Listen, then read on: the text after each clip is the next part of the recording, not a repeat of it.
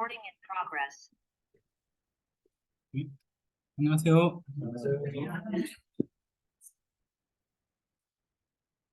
네.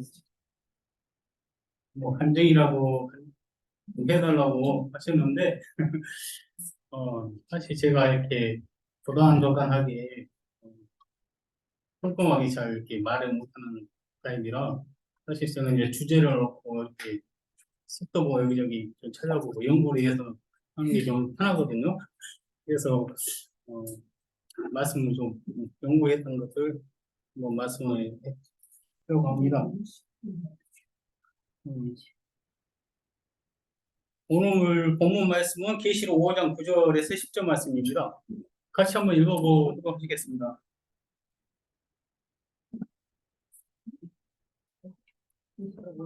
네, 계시록 5장 9절에서 10절 말씀.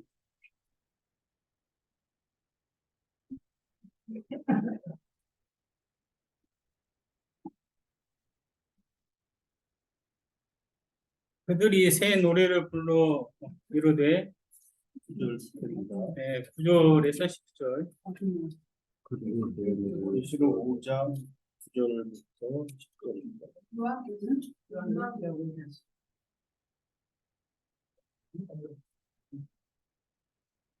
제가 목소리를 좀 크게 하도록 하겠습니다.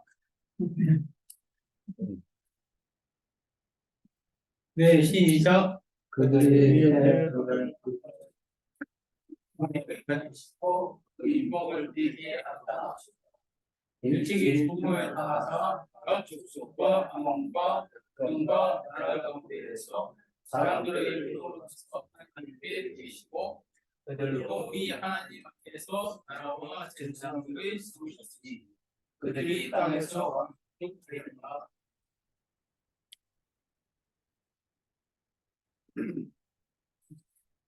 네, 오늘 읽어본 말씀이 요한계시록입니다.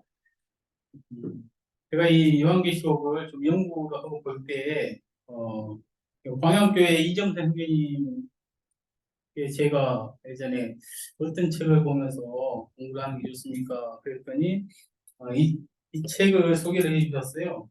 이게 정도 출판 작사에서 나오는 책인데 제임스 알렌 선생님의 책이거든요.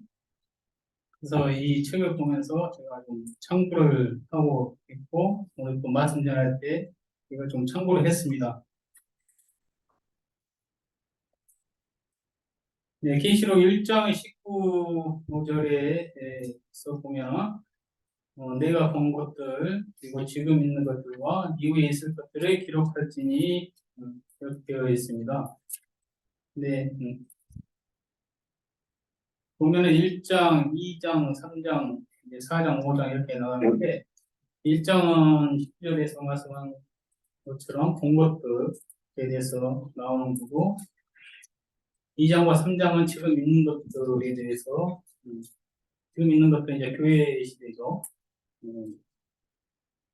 저는 글자 맞아서 에서보 두사일라 이렇게 해오는데 교회 시대에 지금 있는 것들에 대해서 한 거고 4장부터는 이후에 있을 것들을 기록하고 있음을 이제 알게 됩니다. 4장은 교회 시대 이후, 교회의 후거 이후에 있을 일들을 기록하고 있는 것인데 본문을 보면은 이제 5장 이제 9절을 보면은 그들이 새 노래를 부르고 있다고 이렇게 나옵니다. 여기서 그들이 누구인가를 먼저 살펴보겠습니다. 4장에서 5장에 걸쳐서 2장 24 장로들이 나오는 것을 알 수가 있고요. 그 24 장로들이 왕의 보좌에 들려 24 보좌들이 있고 그 보좌들 위에 24 장로들이 흰옷을 입고 머리에 금관을 쓰고 앉았더라라고 되어 있습니다. 이 4장에 나오는 그 24 장로들이 5장에서 새 노래를 이제 부르고 있는 것입니다. 24 장로는 교회를 대표하고요. 그 24 장로가 거듭난 성도들을 또한 상징하고 있는 것입니다. 그들은 그리스도의 피로 씻은 흰 옷을 입고 있으며 관을 쓰고 있습니다. 이거 보면은 계시록 2장 10절에 서문화 교회에 말씀한 생명의 관, 3장 11절, 계시록 3장 11절에 빌라델비아 교회에 말씀한 멸관, 디모데후서 4장 8절에 의의 멸관, 야고보서 1장 12절에 생명의 멸관, 베드로전서 5장 4절에 영광의 관, 그런 관을 쓰고 있는 것으로 보입니다. 성도들에게 이제 하늘 보화 창고에 개입되어 있었던 것인데, 만약에 우리가 이제 나중에 주님을 다시 만나서 하늘에 올라가면은 그게 이제 보화 창고가 있을 것인데, 그것으로 이제 안내를 할 거예요. 이제 천사가 안내를 하든지 안내를 하겠죠. 거기 가면은 이제 김원희 한재님 가시고 박상만님도 가시고 이렇게 가서 거기에서 이제 많은 상급들을 보여줄 것인데 그 중에 이제 멸관도 보여주겠죠. 그러면서 멸관을 주면서 거기에 보니까 이름이 써 있어요. 김원아라고 이렇게 써 있고 그런 이제 멸관을 이제 성도들이 부르는 것입니다. 그 멸관을 쓰고 새 노래로 좀 찬양하고 있습니다. 우리가 지금 보는 5장 9절에서 교회의 대표이고 성도인 그들이 고대에 앉으신 이에 대해서 일찍이 죽임을 당하신 어린 양 우리 주님을 보면서 찬양하고 있는 것을 알고 있습니다. 우리는 이제 본문에서 말씀하는 나라와 제사장에 대해서 이 시간 이제 알고자 합니다.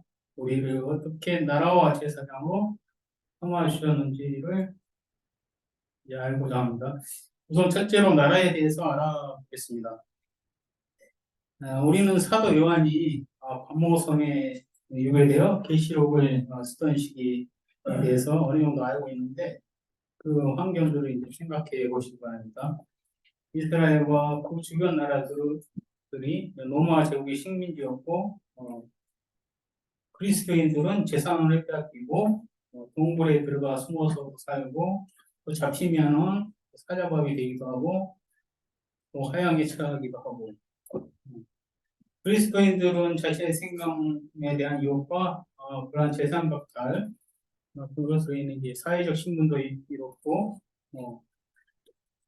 그러한 상황에서도 이 나라와 제사장이 된 것에 대해서 기뻐하고 있습니다. 그리고 찬양과 경배를 드리고 있는 것입니다. 이 나라에는 그것이 어떤 나라든지 주권자가 있습니다. 로마는 황제가 주권자이고 우리 같은 민주주의 국가는 국민이 이제 주권자이고 독재 국가에는 독재자가 주권자입니다. 그리스도인의 나라는 이 세상 주권자들과 비교할 수 없는 하나님께서 주권자인 것입니다. 하나님은 창조자이시며 만물의 주인이 되십니다. 로마의 압제 아래에 있어 핍박받는 그리스도인의 몸이 이 세상의 세속적인 나라에 속해 있고 그러한 어려움이 있지만 더 강하고 놀라운 통치력을 가진 하나님의 나라가 되었고 그것에 대해서 찬양과 경배를 드리고 있는 것입니다. 저는 그 사람들의 이제 놀라운 믿음에 대해서 그 사람들이 느끼는 하나님 나라에 대한 감동에 대해서 잘 알지 못하고 있는데 가끔가다 이제 제가 이제 삶에서 좀 어려움이 있거나 그럴 때 보면은 약간의 이제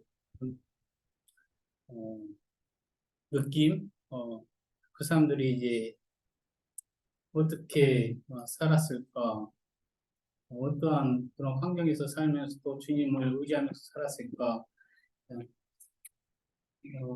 조금은 이해를 하게 됩니다. 그럴 때.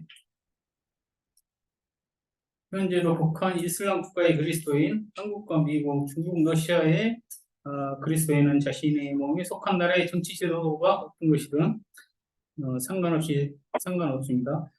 사랑과 긍휼과 용서, 협력하여 선을 이루기 같은 하나님께서 만든 하나님 나라의 제도 속에서 하나님께서 통치하는 하나님 나라의 영토가 우리는 이제 그런 영토가 된 것입니다. 그런 그리스도인들, 핍박받았던 그런 그리스도인들이 누리는 그런 하나님의 영토가 된 것입니다. 그리스도인들은 어떻게 무슨 이유로 그리스도를 찬양하며 그의 나라가 되기를 원하는지를 이 시간 또 알아보도록 하겠습니다. 우리는 원대한 하나님의 계획과 우리 주 예수 그리스도에 대해서 이렇게 전합니다. 에베소서 1장 4절에서 곧 창세전에 그리스도 안에서 우리를 택하사 우리로 사랑 안에서 그 앞에 거룩하고 흠이 없게 하시려고 그 기쁘신 뜻대로 우리를 예정하사 예수 그리스도로 말미암아 자기 아들들이 되게 하셨으니, 이 말씀을 보면 창세전에 곧 다시 말하면 세상 만물이 지어지기 전에 아주 오래전에 아들 예수 그리스도와 아버지 하나님께서는 이미 약속하셨던 것입니다. 그리고 아버지 하나님은 세상의 구주로 예수를 보낼 것을 계획하시고 그 약속을 성취하셨던 겁니다. 이 계획은 하나님의 지혜요 비밀이었습니다. 고린도 2장 7절에서 말씀하시기를 오직 은밀한 가운데 있는 하나님의 지혜를 말하는 것으로서 감춰졌던 것인데 하나님이 우리의 영광을 위하여 만세전에 미리 정하신 것이라. 기록된 바 하나님이 자기를 사랑하는 자를 위하여 예비하신 것으로 눈으로 보지 못하고 귀로 듣지 못하고 사람의 마음으로 생각하지 못했다 한 것 같으니라. 네, 그렇습니다. 예수 그리스도께서는 인간의 방법으로 이 땅에 오시지 않았던 겁니다. 예수는 성령으로 잉태되어 남자를 알지 못하던 처녀를 통해 이 땅에 오셨습니다. 우리가 알지 못하고 생각할 수 없었고 귀로 듣거나 보지 못했던 그 방법으로 오신 것입니다. 그렇게 오신 예수 그리스도는 세상의 모든 죄와 우리 한 사람 한 사람의 죄를 짊어 지셨던 겁니다. 네, 그 짐은 무겁습니다. 그래서 예수님은 겟세마네 동산에서 기도하실 때 아버지여 할만하시거든 이 잔은 내게서 지나가게 하옵소서. 하지만 나의 온대로 마옵시고 아버지의 뜻대로 하옵소서라고 기도하신 것입니다. 겟세마네의 기도에 대해서 좀 알아볼까 합니다. 겟세마네라는 그 이름, 그 지명은 올리브 기름을 짜는 풀이라는 의미를 갖고 있다고 합니다. 고민하고 슬퍼하신 우리 주 예수는 겟세마네 동산에서 올리브 기름을 짜는 심정으로 기도를 드렸던 것입니다. 여기서 기름을 짜는 과정을 잠깐 생각해 보도록 하겠습니다. 기름을 짜기 전 올리브 열매는 연자방아와 같은 큰 돌에 눌려 깨집니다. 연자방아 같은 경우는 이제 소가 큰 돌을 굴리면서 그 밑에 이제 열매를 넣으면 돌면서 깨지는 거거든요. 그리고 그 깨어진 올리브 열매는 기름 짜는 틀에서 무거운 추에 눌려서 기름이 짜집니다. 올리브 기름은 3번이나 4번을 짜게 된다고 합니다.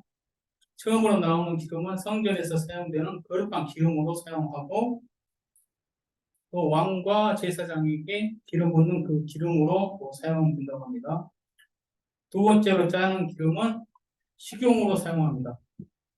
그리고 세 번째 짜는 기름은 등잔에 사용되는 기름으로 쓰입니다.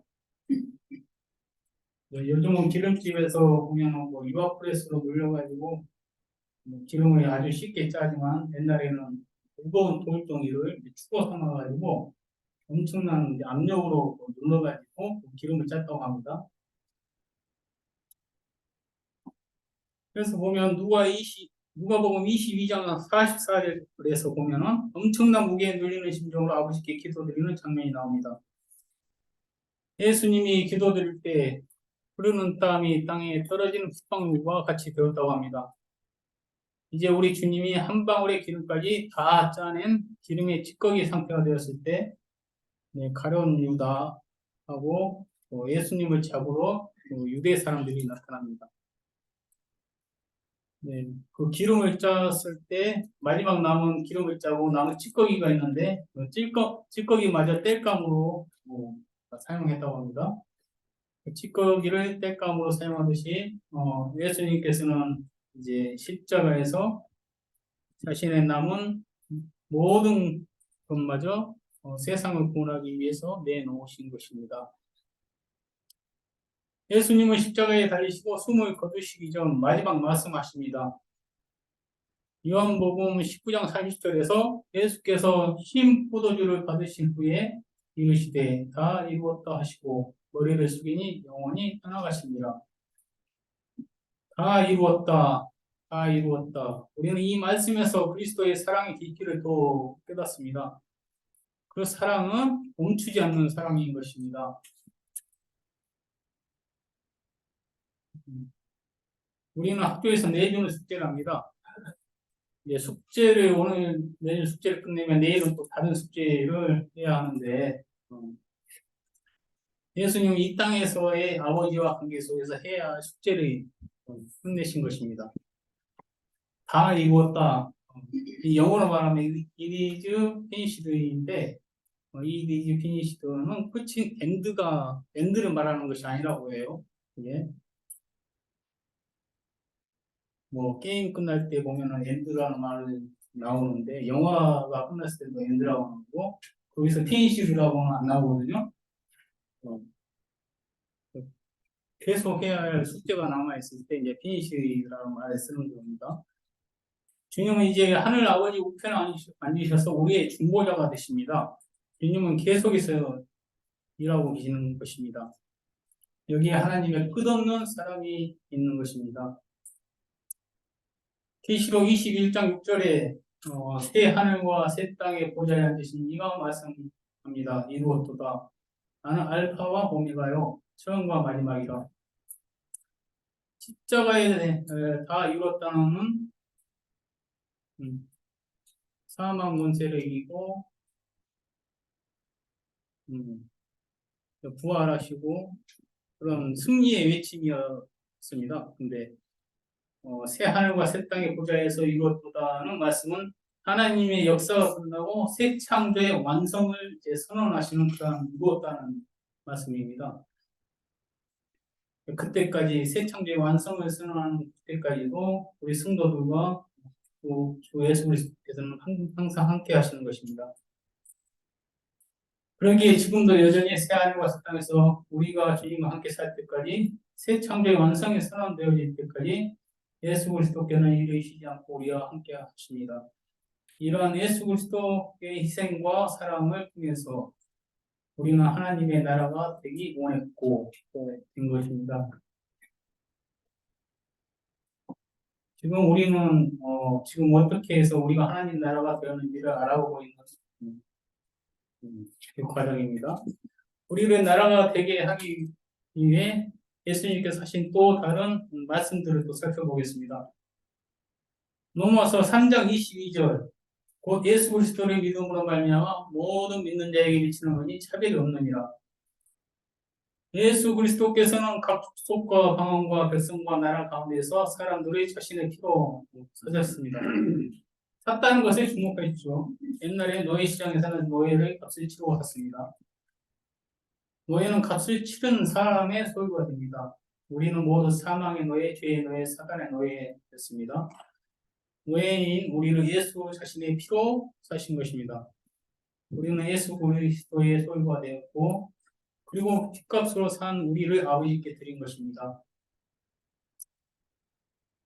김씨, 이씨, 안씨, 한씨, 주씨 등등의 각 족속과 게르만족, 한족, 만주족, 몽골족, 앵글로 색슨족 등 각자의 방언을 쓰는 민족과 각자 이 세상 나라의 통치권이 미치는 곳에 사는 백성들을 핏값으로 사셨습니다.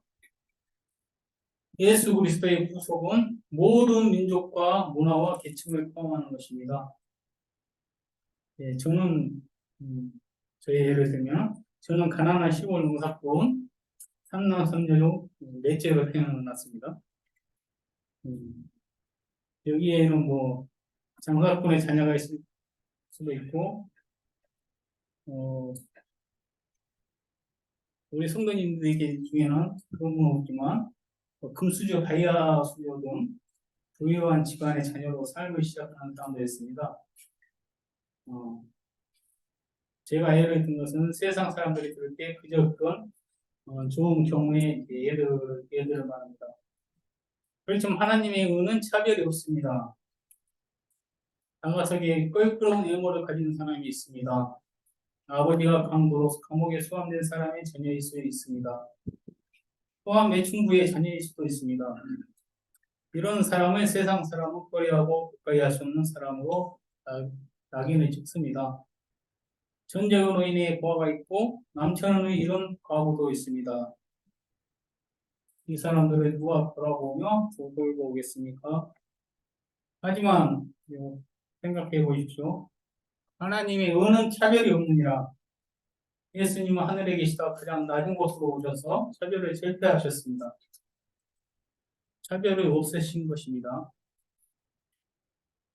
예수님께서는 지난주에도 한봉성님이 말씀하셨지만 일거리 어디서 해산하여 태어났을지 모르는 예수님은 사람이 시키는 대로 일하는 가축의 밥그릇, 말구유가 말의 밥그릇입니다.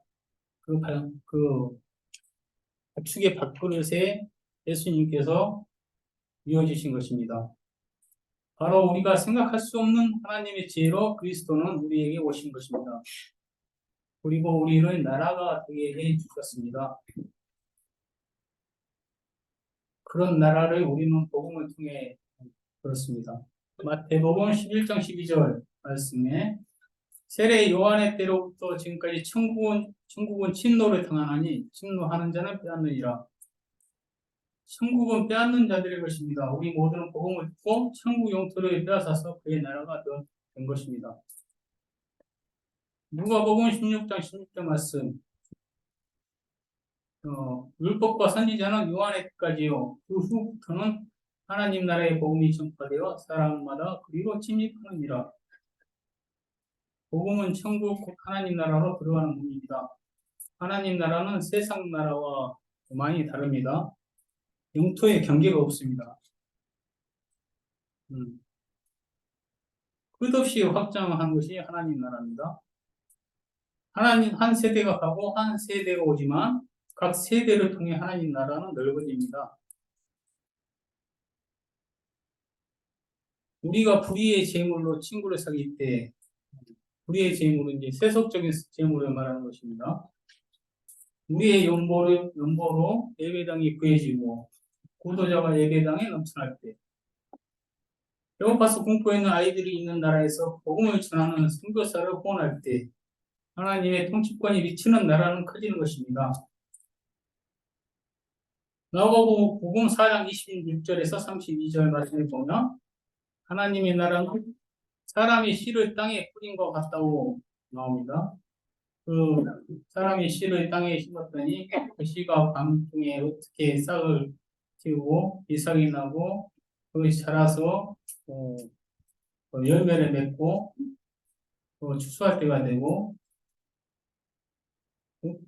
하나님 나라가 그게 어떻게 되는지 씨만 심었는데 그게 하나님 나라가 커진다는 것입니다.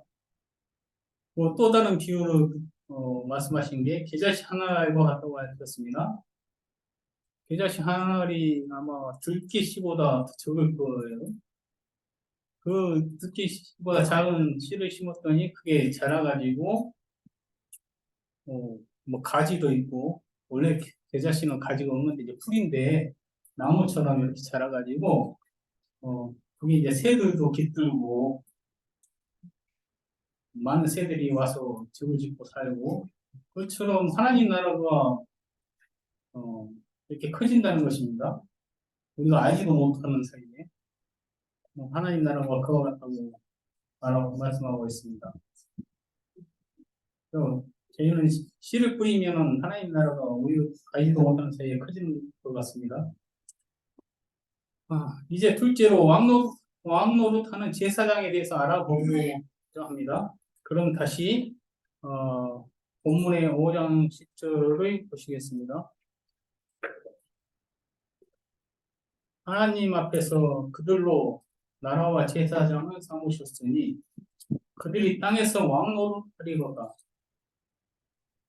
여기서 삼으셨으니는 현재 완료형 시제입니다. 과거에 구원받은 어느 시점으로부터 지금까지 계속된 시간을 말할 때 현재 완료형 시제를 사용합니다. 한마디로 우리가 이제 구원을 받고 나서 그 효력이 계속 유지가 되잖아요. 우리가 옛날 뭐 과거에 어느 한 시점에 구원을 받았었잖아요. 그 효력이 계속 유지가 과거부터 지금까지 계속 유지가 되는 그 현재 완료형이라고 하거든요. 그러니까 우리 말에는 없는 시제입니다. 이제 우리는 과거, 현재, 미래가 있는데 영어에서는 완료형 시제라는 게 있어요. 근데 성경 말씀을 이렇게 표현할 때는 이게 영어가 좋은 것 같아요. 이런 것은. 우리가 주님의 믿음 그때부터 우리가 죽고 부활하여 주님을 다시 만나서 새 노래로 찬송할 때 그때까지도 우리는 나라와 제사장이라는 것입니다. 하지만 그들이 땅에서 왕노릇하리라는 말씀은 다릅니다. 여기서 왕노릇하리라는 미래형으로서 천년 왕국에서 왕노릇한다는 것을 말씀하는 것입니다. 이 말씀은 이제 하나님의 의지를 나타내는 것입니다. 원래 미래형을 이야기할 때는 뭐든지 의지가 들어가는 것입니다. 미래에 우리 뭘 할까? 뭘 하자. 그러면은 사람도 무슨 약속을 있었고 그럴 때 나중에 뭘 할까? 이렇게 해서 의지가 들어가는 거예요. 여기에서 이 말씀에서 하나님의 의지를 이제 나타내는 것입니다. 이 말씀이. 천년왕국에서 이제 같이 하나님과 예수님과 같이 이제 통치를 할 것이라는 그런 의지를 나타내는 것입니다. 저는 천년왕국에 대해서 잘 알지 못합니다. 그저 이 땅과는 다른 좋은 곳이라고 이제 알고 있습니다. 천년왕국은 우리가 주님을 다시 만난 후 후보된 후 미래의 일입니다. 그렇지만 우리가 이 땅에 사는 동안에도 왕노릇한다는 것은 성경을 통해 확인할 수 있습니다. 베드로전서 2장 9절 말씀에서 보면 너희는 택하신 족속이요 왕 같은 제사장들이요 거룩한 나라요 그의 소유가 된 백성이니 이 말씀에서 왕 같은 제사장들은 영어로 보면 로열 프리스트호드로 표현됩니다. 이 부분에서 제가 이제 영어 영문학을 전공을 했기 때문에 약간의 이제 전문성을 가지고 이제 말씀을 드리고 싶습니다. 로얄 프리스트후드의 개혁 개정에서는 왕 같은 제사장들이라고 번역했고, 킹 제임스 성경에서는 왕가의 제사장요라고 이제 번역이 됩니다. 똑같은 영어 단어에게도 번역이 다른 것입니다. 그 이유는 부정관사 A의 해석이 다르기 때문입니다.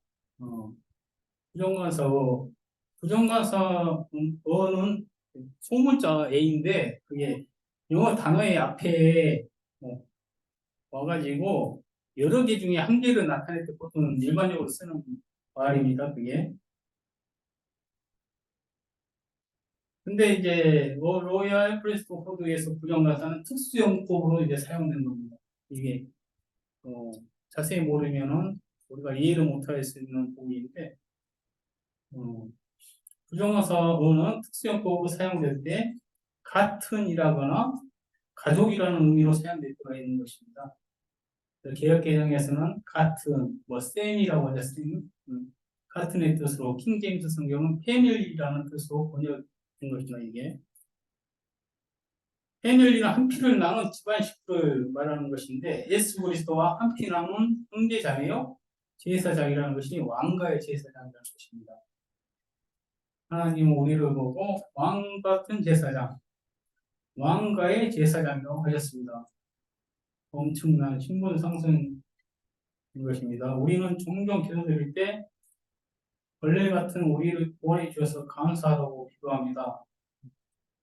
네, 그건 맞는 말씀입니다. 피조물이 우리에게 왕처럼 높은 신분을 좀 벌레 같은 정말 하나님께서 은혜를 주시지 않았으면 우리는 존재하지도 않았을 것인데 우리를 존재하게 하셨고 또 왕처럼 높은 신분을 주신 것입니다. 또한 우리를 왕과 한 가족이 되게 해주신 것입니다.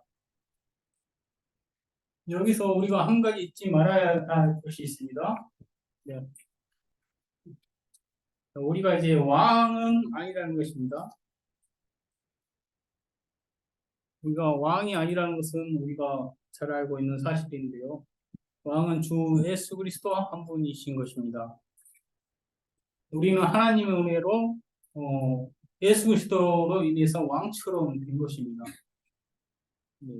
성경에서 예를 이제 들어보면은 과거 야곱의 아들 요셉은 많은 고난을 이겨내고 애국의 총리가 되고 버금 수레를 타면서 권세를 누렸죠.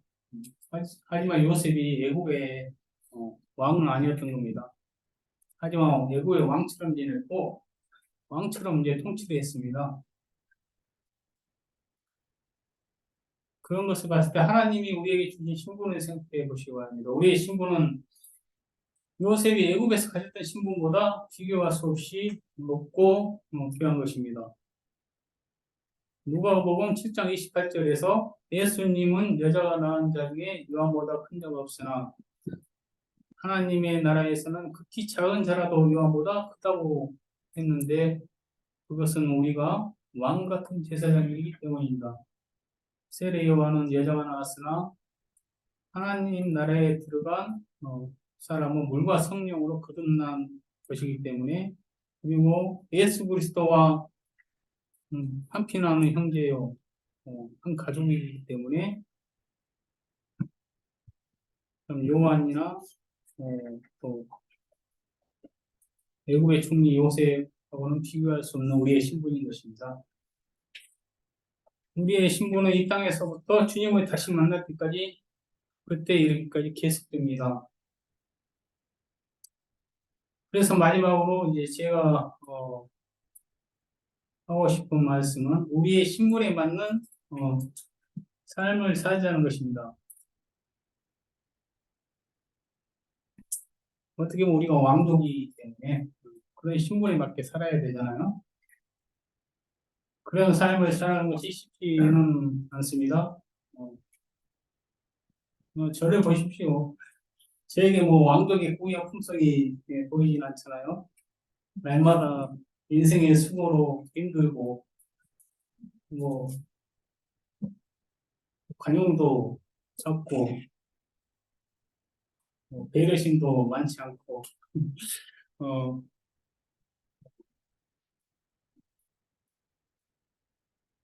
이제 벽보가 커야 되는데 왕처럼 살려고 그런 부분도 없고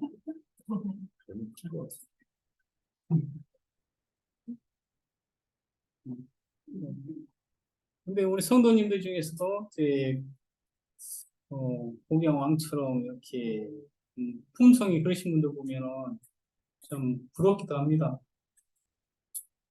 음, 그런 부분 때문에 이렇게 우리가 예수님을 닮아가야 되는데 그래서 에베소서 4장 15절에서 보면은 오직 사랑 안에서 참된 것을 하여 보험사에 그의 예까지 자랄지라 그런 어린이 그리스도라 우리에게 이제 좋은 귀한 신분이 주어졌지만 그 신분에 맞게 사는 것은 우리의 몫인 것 같습니다. 내 인생의 수고로운 짐을 주님께 맡기고 넓은 주님의 품을 닮아가는 것은 우리의 몫인 것입니다. 그에게까지 자라는 것은 예수 그리스도에게까지 자라는 것은 우리의 몫이고 우리가 할 일입니다. 우리는 그리스도의 충만한 분량에까지 자라야 합니다. 우리가 잘 알다시피 우리가 자라갈 때 쉽지는 않잖아요. 그럴 때 우리를 도우시는 분이 계시잖아요. 그분은 주 예수 그리스도시고 주 예수 그리스도께서는 우리를 사랑하셔서 육체에 계실 때 죽음으로써 우리에 대한 사랑을 확증하셨습니다. 그 예수 그리스도께서 우리와 함께 걷습니다.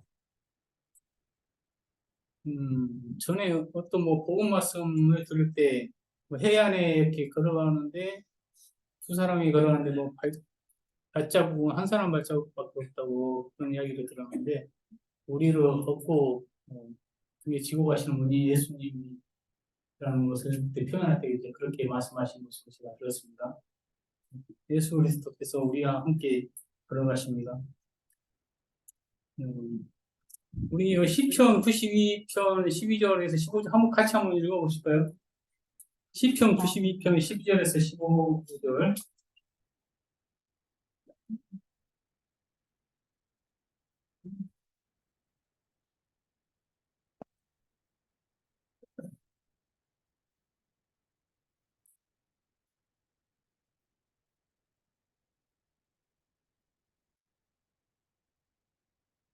네. 같이 읽겠습니다.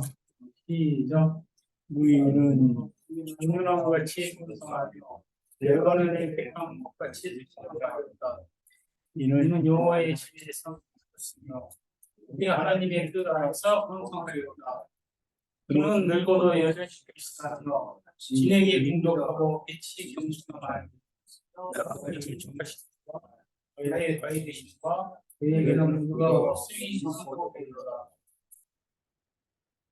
이 말씀을 볼 때 우리에게 이제 힘이 되는 그런 말씀이 있습니다.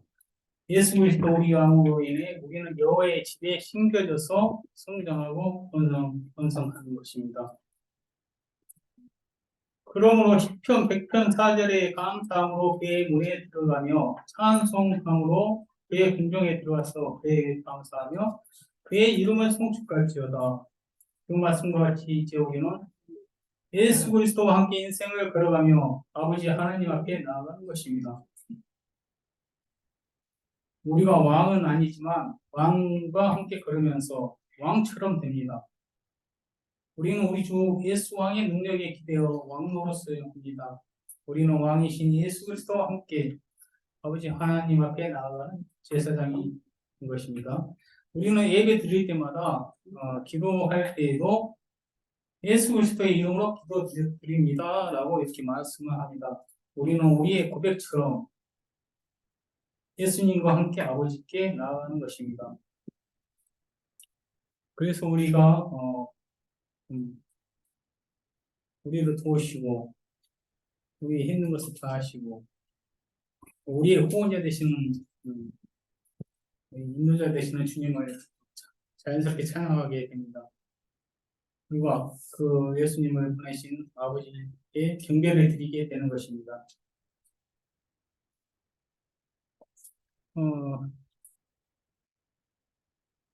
오늘 이 말씀을 지금 이제 벌써 짧은 것 같은데도 금세 이렇게 시간이 지나버렸는데 이제 저한테 적용을 하게 되니까 오늘 나라와 제사장에 대해서 전하면서 제에게 적용할 그런 부분은 나를 주님의 통치권 안에 나라가 되게 해주신 것에 대해서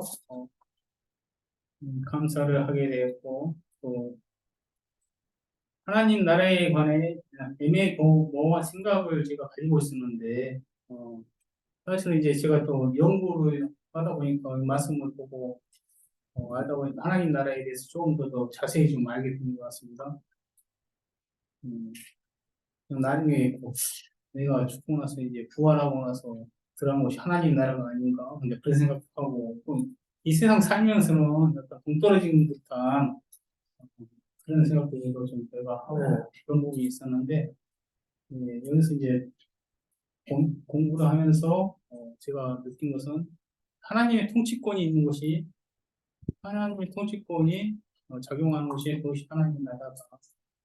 이것은 이제 명확하게 제가 알게 되었던 부분이 됩니다. 또한 이제 거기에 대해서 하나님 나라의 확장에 힘써야 한다는 것에 대해서 제가 이제 아까 자세히는 말씀 안 드렸지만 이제 하나님 나라가 어떻게 이제 우리도 모르는 사이에 하나님 나라가 이게 확장이 되고 하나님 나라의 경계는 없다. 이 세상 나라는 경계가 있어서 국경을 넘어가면 이제 다른 나라 사람이 되고 그러는데 하나님 나라에는 영역이 없기 때문에 믿고 주님을 믿고 하나님의 통치권을 인정하게 되면 그 나라의 시민이 되고 그 나라의 영토가 되고 이렇다는 것을 이제 알았기 때문에 우리가 하나님 나라의 확장에 대해서도 힘써야 된다는 것을 알게 되었고 그렇게 해야 되고 또 왕 같은 제사장으로서 진정 예배를 드릴 수 있도록 주님을 더 닮아가는 삶이 되어야겠다고 이렇게 생각을 하게 되었습니다. 네, 제가 이제 말씀을 전에 한 번하고 이제 두 번째 하는데 제가 많이 부족합니다. 이렇게 좀 부족하지만 들어주셔서 감사합니다. 이상입니다. 잘하셨습니다.